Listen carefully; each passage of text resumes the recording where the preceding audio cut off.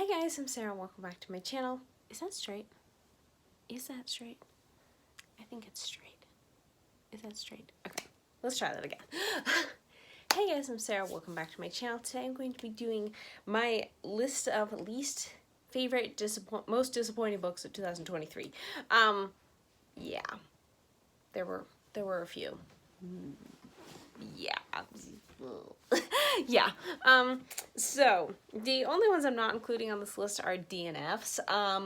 Yeah, I can do a different video on that, but a lot of the times I just DNF'd a book because I was either bored, it just wasn't for me. Doesn't mean it was necessarily bad, it just ended up not being for me on several levels. So I have a couple on here that are DNFs that I'm mentioning, but these were all books. I was thinking about it for like least favorite disappointing books of the year. I was thinking about like, what does that really mean to me?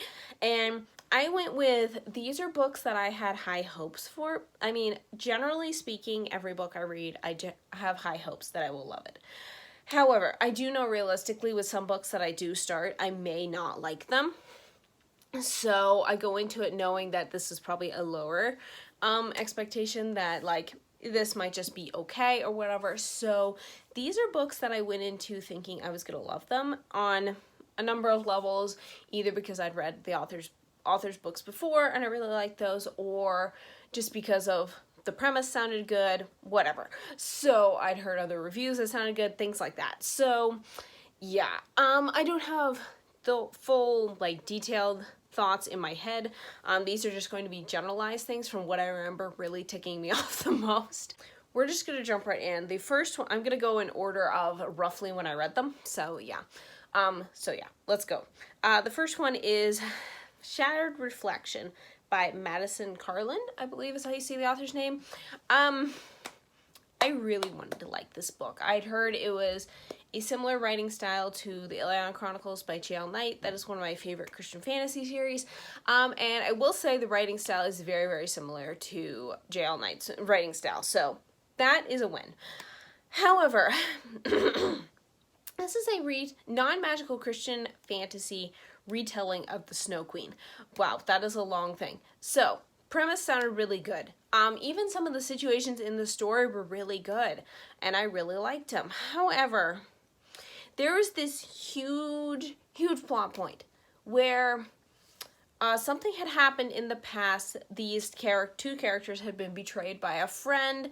He had betrayed others of their group too, by like turning them into the authorities. I forget the whole details. I didn't even fully get the whole details of what was going on in that scenario. It was very vague, what actually they were doing and why it was such a bad thing that they got turned in. I mean, like, it's always bad if you get turned into the authorities, I mean, obviously, but this was like, I don't know, there were details I didn't get, and the guy who betrayed them came back and he was telling the sister at that point that like, or actually he was telling both of them at that point, like, hey, these guys are coming for you, you have to run. And they didn't believe him at first, which understandable, but then after the thing happens and one of them gets kidnapped, the other one decides to go after him, he offers to help her find him.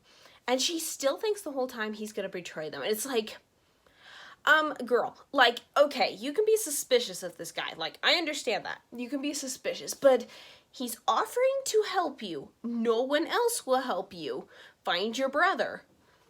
You have to go on this long journey. You've never done something like that before. He's offering to help you. He is acting as if like he is trying to make up for lost sins, for bad sins and stuff like that. He's trying to redeem himself. Okay, you can be suspicious of him and give him a chance at the same time. You can actually do both of those things at the same time. It is possible. So, and then just throughout the whole book, they're talking about like, and they're supposedly Christians. Now, I understand, it is really hard to forgive someone. Trust me, I've been there. It is really hard to forgive someone sometimes. And sometimes you don't fully, to a certain extent. I mean, it's like a lifelong process. So, I get that. But if you want a book on forgiveness done really well and the need to forgive, read Romanoff by Nadine Brandes. Because that is a really good way of showing forgiveness and how to get there. And even when you're suspicious of a character, how to still accept their help because you have no choice. They did not do that in this book. She tried to abandon him multiple times, even though he was helping her. Like, at one point, she almost got trapped in this village. He helps her out of it, and she still tries to leave him. It's like, girl, are you stupid? This is just, it's ridiculous. And then it gets to the very end of the book, and only when they realize, like, something had happened to him, like he had been forced to betray them, because it was like, he had reached the mental capacity where he couldn't not do it, then they forgive him. And it was just like, I couldn't get over that. I just could not get over that. How they were treating him, for one. How they barely forgave him, for another. And then she was like, you know, and they were like feeling guilty, like, oh, Jesus asked for forgiveness, but I can never forgive this person. And it's just like, I wanted to strangle them. I nearly dropped the book. I got this as an arc. And that was the only reason I kept reading it, because I wanted to give it a fair shot and give it a decent review, because I had gotten it for a review.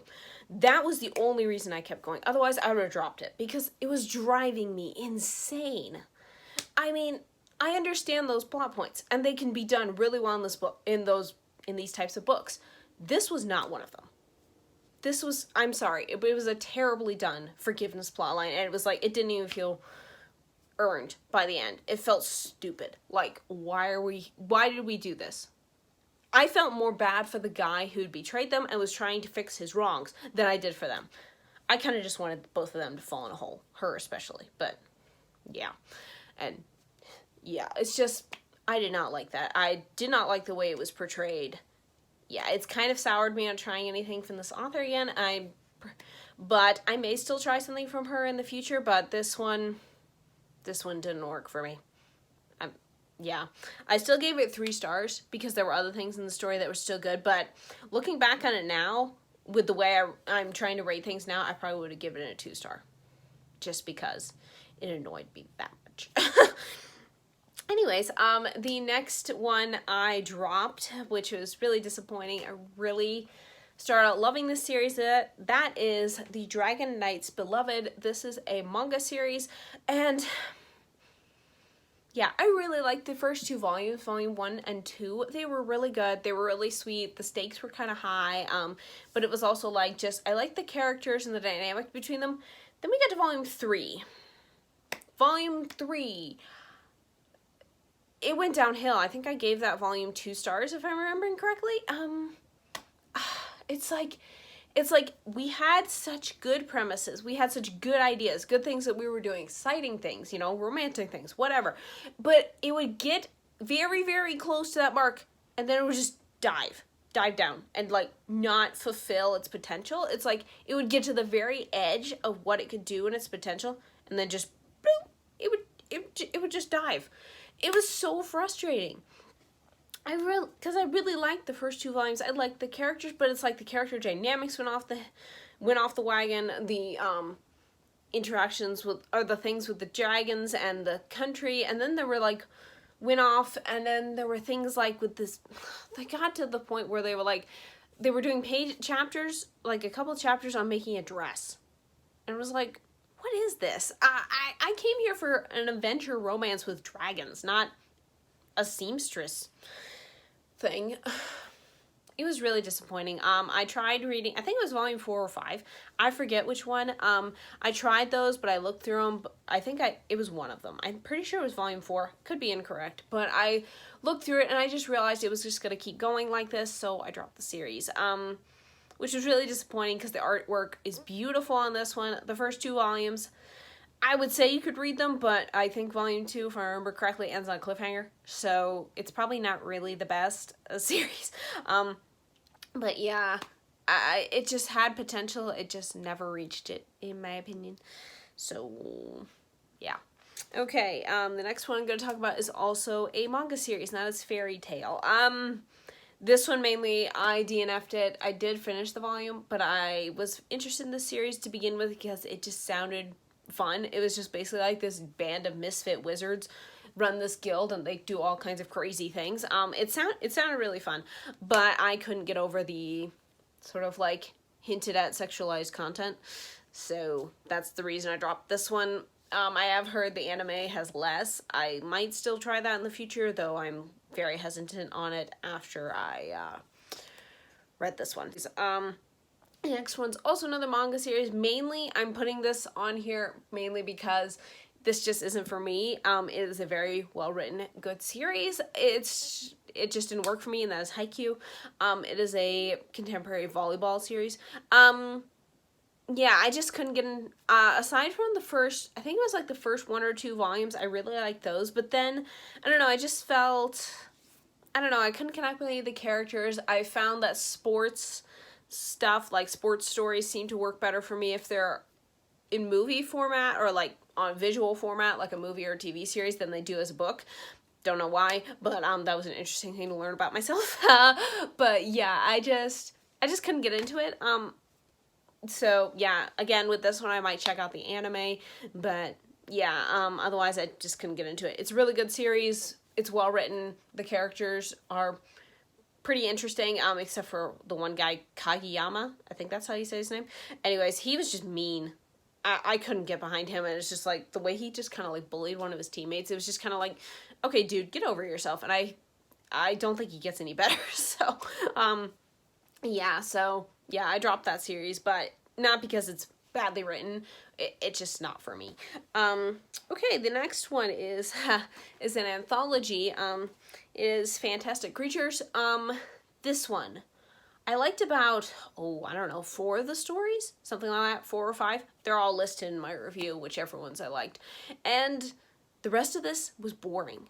It was utterly boring, or the stories were weird, or creepy, or stupid.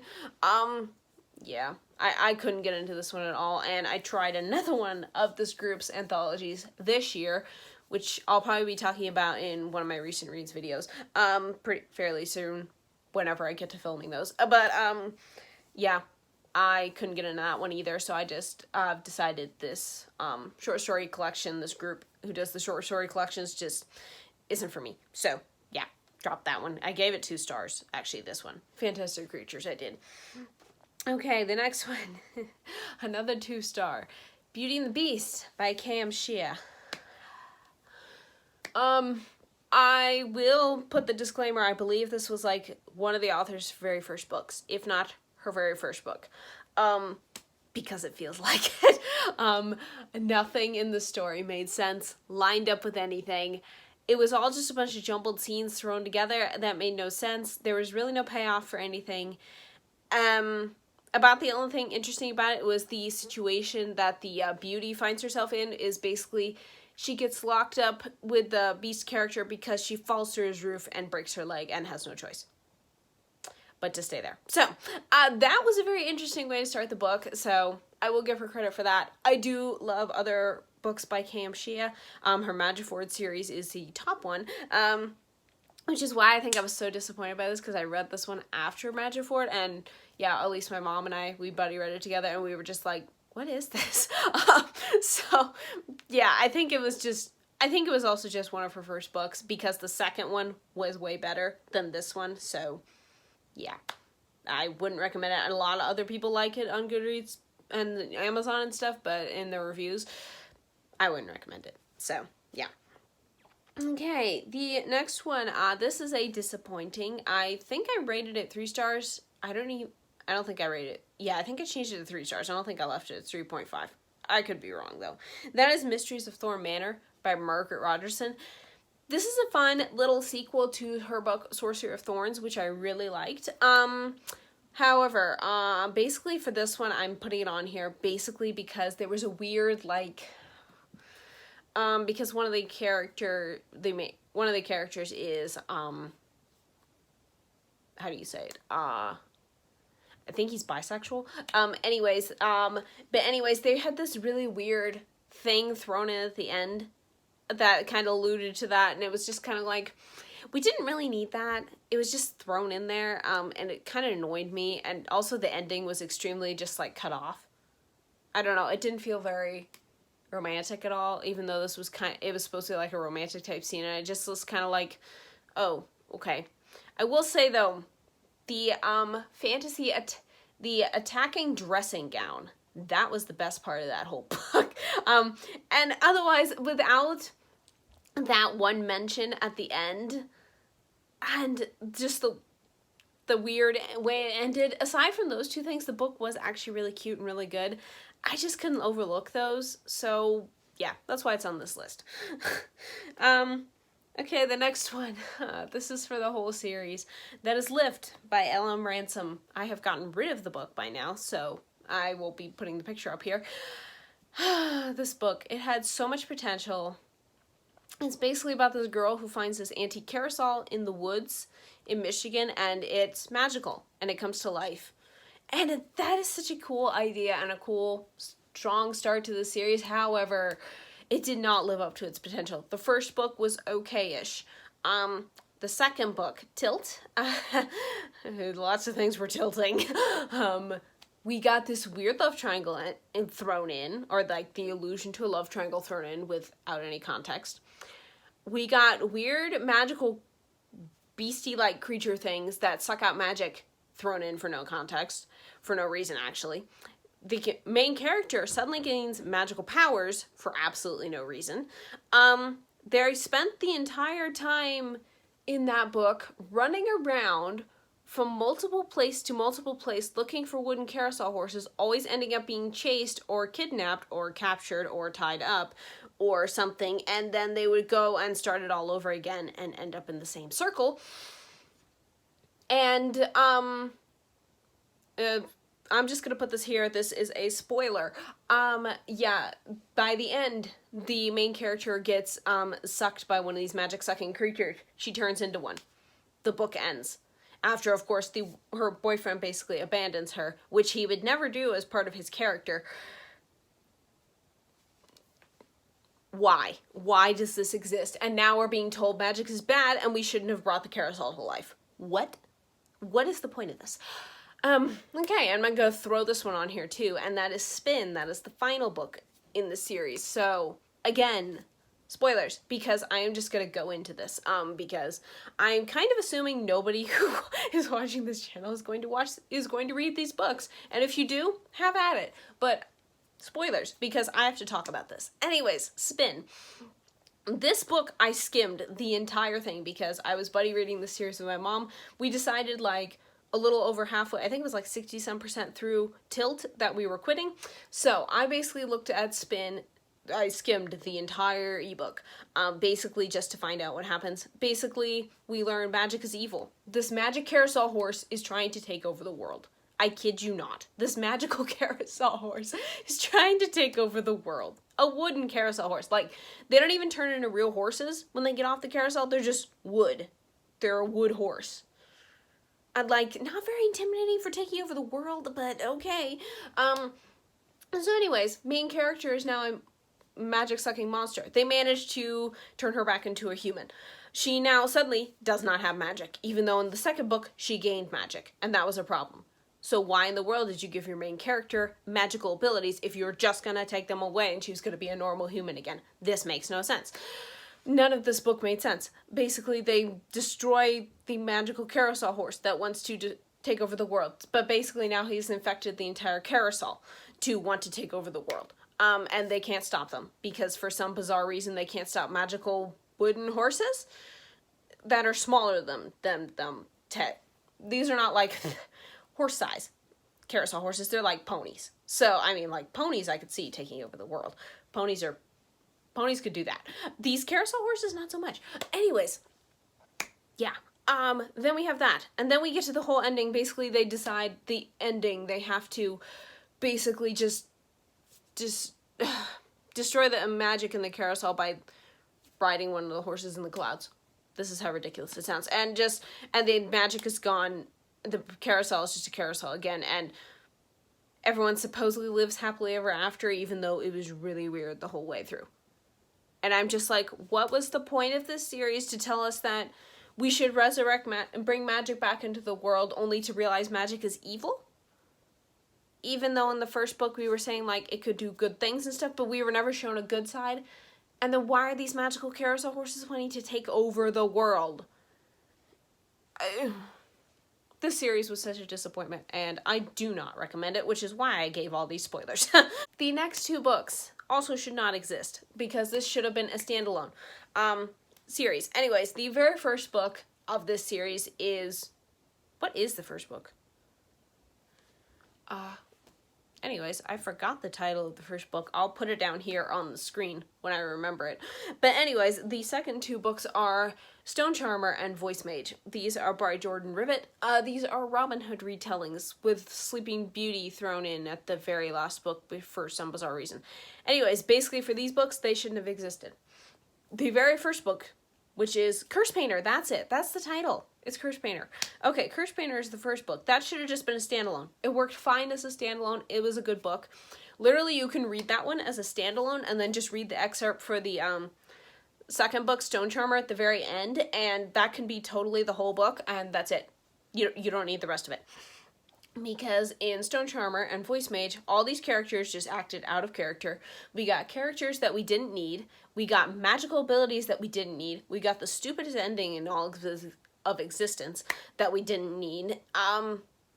It's just not good as a series. It should have been a standalone, and I have heard before that this author tends to write really strong first books, but not so much the rest of her series, so I will not be trying anything else from this author. But yeah, it's just, they didn't need to exist, and Stone Charmer itself was boring. Yeah, Voice Mage had a little more interesting parts to it, but not by much. Next one is very short, just because this book just wasn't for me, and that is Vanilla Bean Vampire by Selina J. Eckert. Yeah, it's like a super cozy mystery with like supernatural elements. Basically, you could probably find this on the Hallmark Channel. It had that vibe, but it was more on the cozy end than the mystery end, and I've just discovered cozy mysteries aren't for me. So yeah, that was the only reason I DNF'd this one. Well written. If you like cozy mysteries but want like a slight magical flair to it, I think this series would work for you. Okay, the next one. This is like a whole of like 3 books. I'm just gonna put one of the covers up here. That is the Star Wars Rebels chapter book series. Yeah, I thought they would be written very similar to the very like first one that they did, which is A Spark of the Rebellion, which is the novelization of the first 2 episodes of the series of season 1. These are just supposedly covering a lot of the other episodes, but they're quite all terrible. Droids in Distress is the worst one. I gave that one 1 star. That book doesn't even need to exist. The second and third one, I could be getting the numbers wrong, which was Ezra's Duel of Danger and Battle to the End.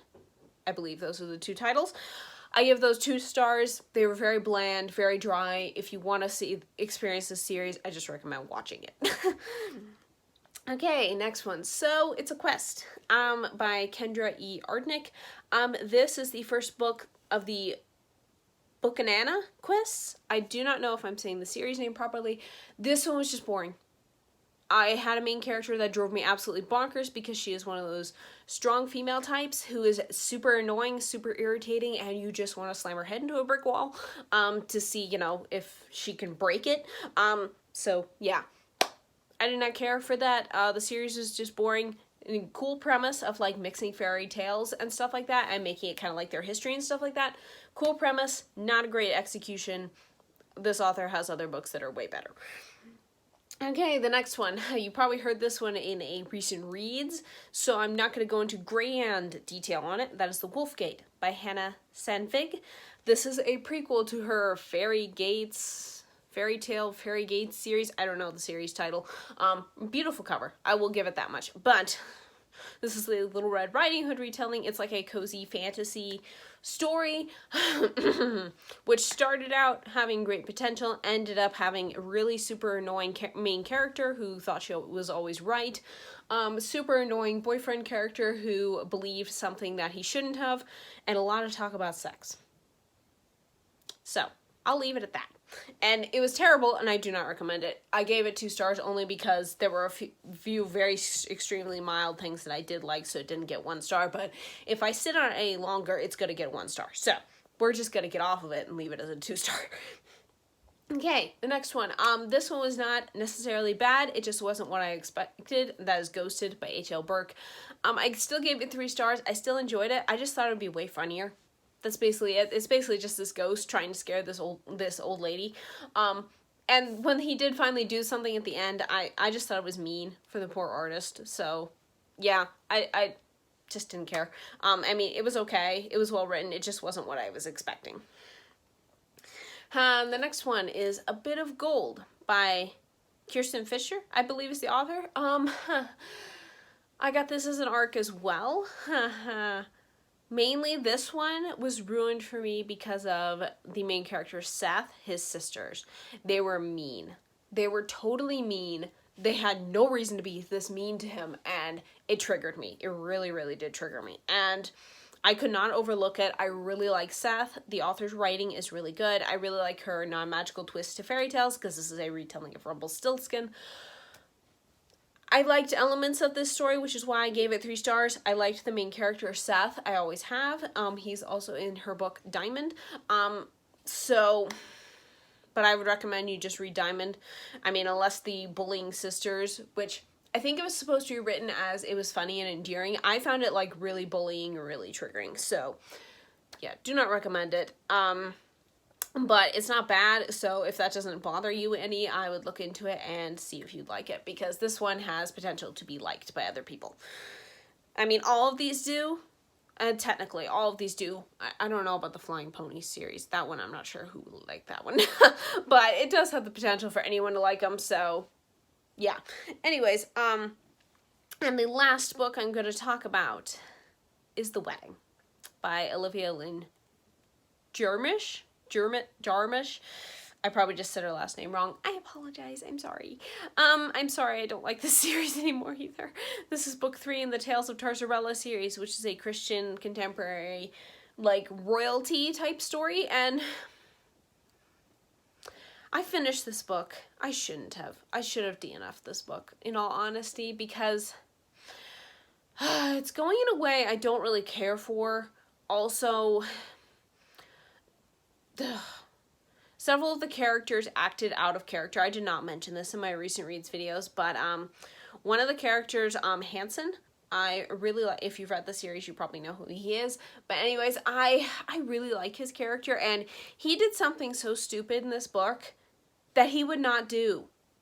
And it was just like, and it was just to create drama between him and Chastity, which is one of the princesses. And that's all it was there for. And it was stupid. It was so stupid. Like, you could have done something else, because he is not that dumb. He's not going to do something like that, because he didn't do that previously in the first 2 books. But no, we had to do it in this one to create drama. And I hated it. Also hated Hope. Hope is one of the main princess characters. She is insufferable now. She used to be one of my really liked characters. I wouldn't necessarily call her a favorite, but especially not now. But I used to think she had so much sense and she was doing things correctly, but now, because she's getting involved with this rebel boy, she has to do all these stupid things around him, and it's just like, girl, I'm gonna throw you in a lake and leave you there after I chain you up or something. I'm just gonna, actually, Luke's the one who needs to get thrown off a cliff. He's the one that is influencing her, basically, and he is a moron. And I hate him. And because of those two, now I do not like this series. So, yeah. With that in mind, I have quit this series. I will not be continuing. I have heard Hope gets even worse in the next few books. The series is not done yet. I do hope it best for the author and for the book series that they do continue to do well and find people who really love them, because it is well written. It is a fun series. I would recommend it if you like the royalty thing, if you don't mind some extra drama and some characters who turn stupid, at least in my opinion. Yeah, then I would say you could try this series. I just will not be continuing it because of all the various reasons. So yeah, that is it. Those are my most disappointing books of 2023. Like I said, only a few of these were DNFs. I had other DNFs, but most of them were just because I was bored, the book wasn't for me, something like that. These were just the most notably books that I had high hopes for, that I thought I would love based on the description, other people's reviews, things I had heard, whatever. And I ended up being sorely, sorely, sorely disappointed. So, yes. Yeah, that is that. I hope you guys enjoyed my ranting. I've heard from a couple of you like my rants, so this is a whole video of me ranting, so I hope you guys enjoyed, and thank you so much for watching, and I will see you next time. Bye!